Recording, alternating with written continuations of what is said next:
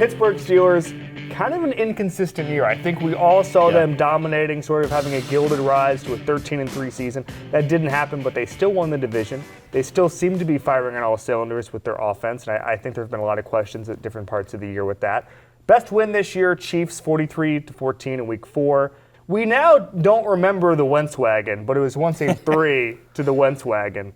Obviously, those two teams are incredibly different at this point, and one's not even playing. MVP, it's a little close between Antonio Brown and Le'Veon Bell, but we gave it to Le'Veon Bell.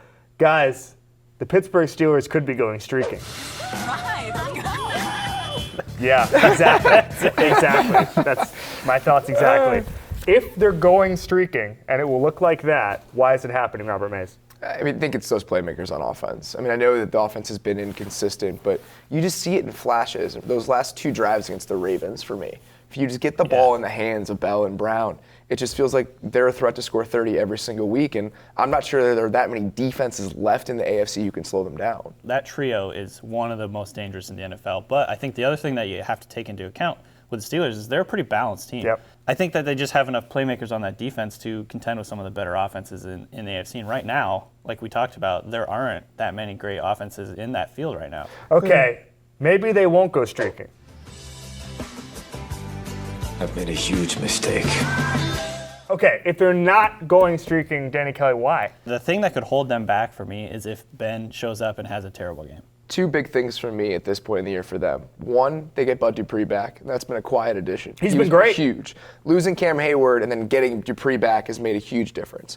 And 2, there was a moment in that Ravens game in the last drive where the Ravens ran a beautiful little twist and the Steelers just picked it up flawlessly. They have a healthy offensive line. At this point in the year, you've got guys that have played together for 2-3 years, understand each other. Having all 5 of those dudes matters a lot. Yeah, and you get into a situation where Bud Dupree is almost like a mini Vic Beasley. Because when a pass rusher can make the leap when you weren't expecting it. Bud Dupree was not particularly good in his rookie year. Mm-hmm. He was put on IR at the beginning of this season. We talked about it. We thought that was going to be sort of a game-changing injury for them. They went from a defense that could be elite to maybe a defense that was middle of the road. Their only route to a pass rusher was that, and then he was gone. Exactly. And now he's back. He's productive. I think that we're sleeping on that as a sort of game-changing addition for the playoffs.